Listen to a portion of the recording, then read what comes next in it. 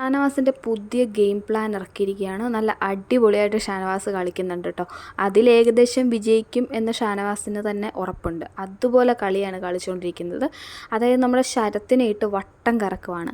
ഷാനവാസ് ശരത്തിൻ്റെ അടുത്ത് മിണ്ടുന്നേ ഇല്ല. അപ്പോൾ അപ്പാൻ ശരത്ത് ചോദിച്ചു എന്താണ് സംസാരിക്കാത്തതെന്ന് ചോദിക്കുമ്പോൾ അവൻ പറഞ്ഞ എന്തോ ഒരു കാര്യം മാനസികമായിട്ട് വിഷമിപ്പിച്ചു, അതുകൊണ്ടാണ് മിണ്ടാത്തതെന്ന്. പക്ഷേ ശരത്ത് വിടുന്നില്ല കേട്ടോ. എനിക്ക് സംസാരിക്കണം, എന്താ കാര്യം എന്നറിയാനായിട്ട് ഒരുപാട് പുറകെ നടക്കുന്നുണ്ട്. പക്ഷേ എന്നിട്ടും ഷാനവാസ് കുലുങ്ങിയില്ല. മിണ്ടാതെ തന്നെ നിൽക്കുകയാണ്. എനിക്കൊന്നും സംസാരിക്കാനില്ല എന്നുള്ള രീതിയിൽ തന്നെ ഇരിക്കുകയാണ്. പക്ഷെ അപ്പാൻ ശരത്ത് മാക്സിമം നോക്കുന്നുണ്ട്. സാധാരണ ചാടിത്തുള്ളി എല്ലാവരെയും തല്ലുപിടിച്ച് നടക്കുന്ന ആളാണ് അപ്പാൻ ശരത്ത് എന്ന് ആലോചിക്കണം. ഷാനവാസിൻ്റെ പുറകെ ഭയങ്കര ക്ഷമയോടുകൂടി നടക്കുന്നു.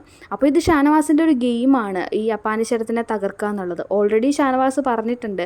അതായത് ബിൻസിയുടെ കാര്യം വെച്ചിട്ട് ഈ അപ്പാൻ ശരത്തിനെ ഒന്ന് പിടിച്ചു നിർത്താം, ആ ഒരു പ്ലാനും കൂടെ ഷാനവാസ് എടുക്കുന്നുണ്ട്. അതിനോടൊപ്പം തന്നെയാണ് ഈ അക്ബറുമായിട്ട് നല്ലൊരു ഗെയിമാണ് ഇവർ രണ്ടുപേരും കൂടെ കളിച്ചുകൊണ്ടിരിക്കുന്നത്, അക്ബറും അപ്പാൻ ശരത്തും.